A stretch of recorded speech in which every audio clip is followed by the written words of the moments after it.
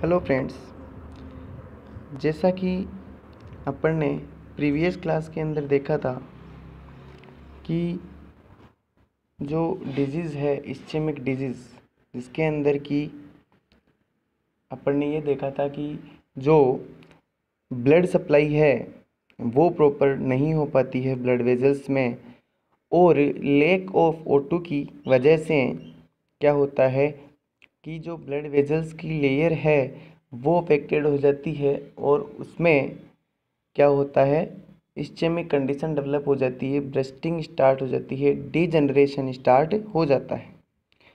अब next disease अपन देखेंगे angina pectoris.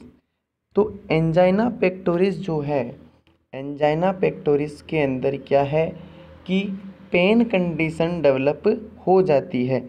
जैसे कि नॉर्मली अगर अपन बात करें तो अपने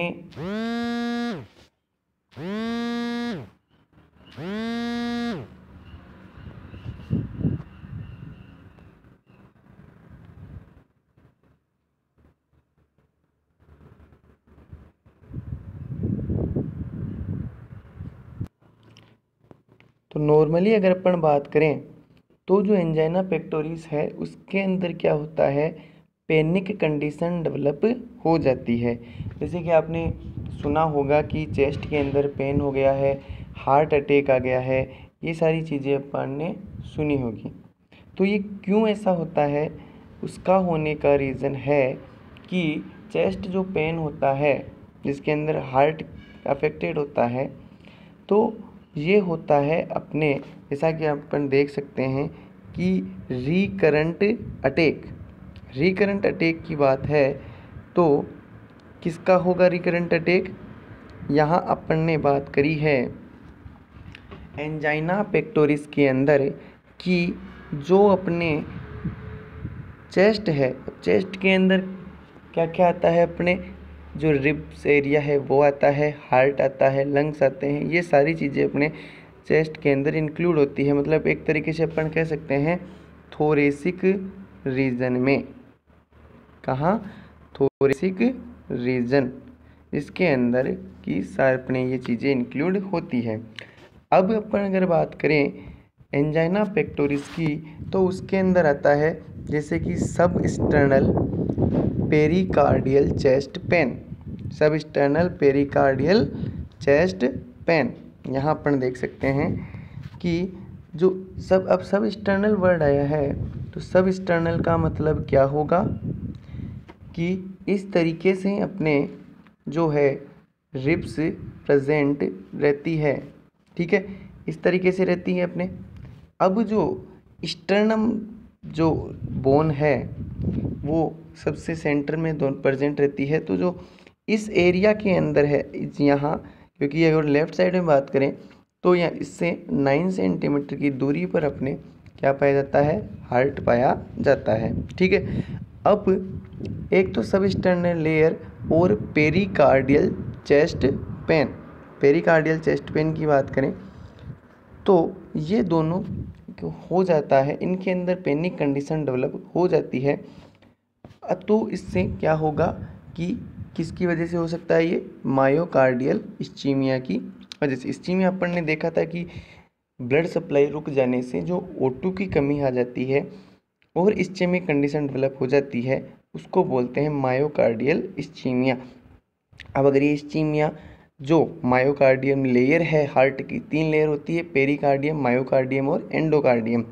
तो अगर मायोकार्डियल लेयर के अंदर इस्चेमिक कंडीशन डेवलप हो जाती है तो उसको अपन जनरली बोलते हैं मायोकार्डियल इस्चीमिया। अब अगर अपन बात करें कि पेन इज, इसके अंदर अगर अपन बात करें तो जो पेन होता है वो क्या होता है, कंस्ट्रक्टिव होता है, स्क्वीजिंग होता है, और क्या होता है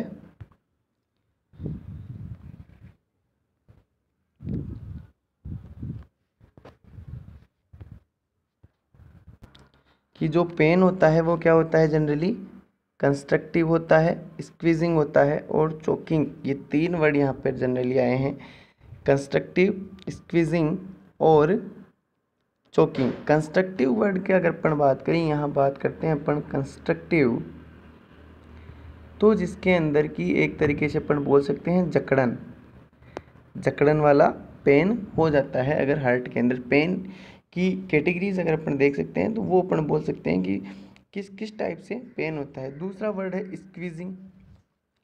तो स्क्वीजिंग के अंदर क्या है, जो स्क्वीजिंग वर्ड है, स्क्वीजिंग का मतलब क्या होगा कि अपन नॉर्मली आपने सुना होगा ऐठन, ठीक है। और तीसरा वर्ड है चोकिंग।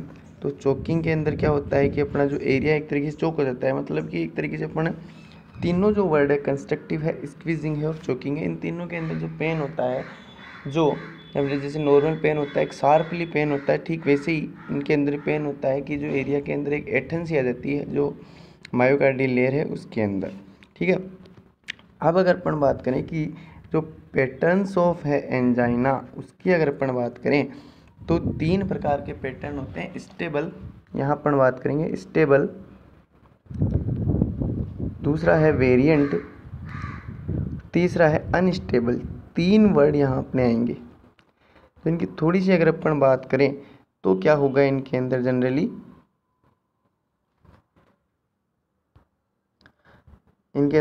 क्या होगा कि जो स्टेबल है उसके अंदर क्या होगा, स्टेबल एंजाइना की अगर अपन बात करें तो इसके अंदर क्या होगा कि अगर मान लो अपन बहुत ज़्यादा अपन ने एक्सरसाइज कर ली, ठीक है, या बहुत ज़्यादा अपन ने अपने स्ट्रेस लेवल के अंदर चले गए, अपने इमोशनल बढ़ गए, इन सारी चीज़ों से क्या हो सकता है, एक्सरसाइज कर लिया अपन, बहुत ज़्यादा अपने दौड़ भाग कर ली, बहुत ज़्यादा काम कर लिया, तो उसकी वजह से जो एंजाइना है, जो चेस्ट पेन है, वो अपने हो सकता है, ठीक है। ये चीज़ आ गई। क्या क्या आ गई यहाँ पे कि अगर बहुत ज़्यादा कोई एक्सरसाइज कर रहा है, अगर मान लो कोई स्ट्रेस लेवल इमोशनल स्टेटस में है, या कोई बहुत ज़्यादा हार्ड वर्किंग उसने कर ली, अगर ये तीनों चीज़ें कर रहा है तो उसके अंदर चेस्ट पेन जनरली हो सकता है। क्या हो सकता है, चेस्ट पेन हो सकता है, ठीक है। अब नेक्स्ट अगर अपन बात करें तो क्या होगा कि ये ट्रीट कैसे होगा, जो स्टेबल है वो ट्रीट कैसे होगा, कि ट्रीट का सीधा सा तरीका है कि एक तो मेडिकेशन दो, ठीक है, मेडिकेशन लेने से ठीक हो जाएगा। दूसरा अगर अपन बात करें तो जो एक्सरसाइज की है रेस्ट लेवल ले लो, अगर बहुत ज़्यादा इसने एक्सरसाइज कर ली तो थोड़ा रेस्ट करने से भी वो ट्रीट हो सकता है, ये नॉर्मल चीज़ें हैं। और तीसरा जो बात है, दूसरा अगर अपन देखें तो उसके अंदर क्या होगा कि वेरिएंट एंजाइना की, और अनस्टेबल एंजाइना, जो कि अनस्टेबल का तो मतलब क्या है कि ये रेगुलर प्रोलॉन्ग टाइम तक रहेगा, जिसकी सीधे वर्ड की अगर अपन देखें अन प्लस स्टेबल, अनस्टेबल मतलब स्टेबिलिटी नहीं है, लंबे समय से चलता रहेगा, रेगुलर फॉर्म के अंदर रहेगा। और वेरिएंट के अंदर क्या होगा, कभी हो गया कभी रुक गया, कभी हो गया कभी रुक गया, मतलब कि बीच बीच में, जैसे एक तरीके से अपन बोल सकते हैं वेरिएंट को एपिसोडिक अपन बोल सकते हैं, ठीक है। और अनस्टेबल मतलब प्रोलॉन्ग टाइम तक ही रहेगा। ये 3 प्रकार के पेन है, इनको अपन देखते हैं। तो पहला है स्टेबल एंजाइना। स्टेबल एंजाइना के अंदर क्या है, patient experiences pain due to exertion like physical exercise and emotional excitement. अगर बहुत ज़्यादा उसने फिजिकल एक्सरसाइज कर ली, इमोशनली एक्साइटमेंट आ गया, उसकी वजह से हो सकता है। अब रिलीव कैसे होगा कि अगर मान लो रिलीव होने का क्या है उसका, या तो उसको रेस्ट दो, मेडिकेशन दो, उससे हो सकता है। और अगर अपन ईसीजी करवाते हैं, क्योंकि इसके अंदर मेनली क्या होती है, ईसीजी होती है, और ईसीजी के अंदर क्या होता है कि अपने को अगर एसटी सेगमेंट आ रहा है तो वो किसको शो करता है, डिप्रेशन को, ठीक है। अब है वेरिएंट एंजाइना। वेरिएंट एंजाइना के अंदर हमने देखा कि ये एक तरीके से अपन बोल सकते हैं इसको एपिसोडिक बोल सकते हैं, कि सीधी सी बात अपन देख सकते हैं कि जो पेन है occurs even at rest and is not related to physical exertion. मतलब ये इसमें रेस्ट का या फिजिकल एक्सरसन का कोई मतलब नहीं है, ये कभी हो जाता है कभी नहीं भी होता है। थर्ड है। अब इसके अंदर दूसरी अपन ईसीजी की अगर बात करें तो जो एसटी सेगमेंट होगा उसके अंदर एलिवेशन होगा। एलिवेशन का मतलब क्या होगा, बड़ा हुआ। तो एसटी सेगमेंट है इस तरीके से, जैसे अपनी ईसीजी आती है इस तरीके से सेगमेंट उसके अंदर चलते हैं, आपने देखा होगा इस तरीके से चलती है। तो अगर एसटी सेगमेंट है, एसटी एक सेकंड आपको बताते हैं कि इस तरीके से क्या होता है जनरली, इस तरीके से ईसीजी की आपने देखा होगा इस तरीके से ईसीजी रहती है। अब जैसे कि फॉर एग्जांपल ये एस और टी सेगमेंट है, एस और टी सेगमेंट है। अब अगर मान लो ये एलिवेशन है, एलिवेटेड हो रहा है, तो अपन क्या कह सकते हैं कि जो एंजाइना है वो वेरिएंट है। अब अनस्टेबल एंजाइना का है, अनस्टेबल एंजाइना के अंदर क्या होगा कि कैरेक्टराइज्ड बाय, क्या होगा, कैरेक्टराइज्ड बाय प्रोग्रेसिव इंक्रीज। अभी हमने देखा कि प्रोलॉन्ग्ड मतलब प्रोग्रेसिव, प्रोग्रेसिव इसके अंदर इंक्रीजमेंट होगा पेन का। कब, रेस्टिंग स्टेज है, प्रोग्रेसिव वर्ड आया है यहाँ पे। पेन एट रेस्ट, रेस्ट में रह सकता है धीरे धीरे, मतलब कि धीरे धीरे एक तरीके से कह सकते हैं, बट क्रोनिक लेवल इसको अपन कह सकते हैं। ठीक है, क्रोनिक लेवल इसको अपन कह सकते हैं। और क्या है दूसरा कि जो ड्यूरेशन ऑफ पेन है वो लंबे समय से रहेगा और प्री इन्फेक्शन एंजाइना रहेगा। यहाँ एक वर्ड आया है प्री इन्फेक्शन एंजाइना।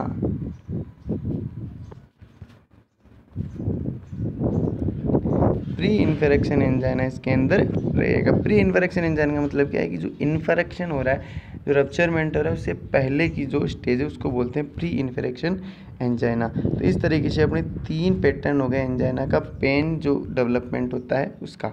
तो अपन एक जनरली देखें एंजाइना पेक्टोरिस के अंदर क्या हो रहा है कि पेन डेवलपमेंट हो रहा है, और पेन जो डेवलपमेंट हो रहा है उसके अंदर किस तरीके का पेन होता है, कहाँ का एरिया अफेक्टेड होता है, और कौन कौन सी इसकी स्टेजेज है, ये अपन ने देखा एंजाइना पेक्टोरिस के अंदर। Okay friends, thank you. Please like, share and subscribe our YouTube channel.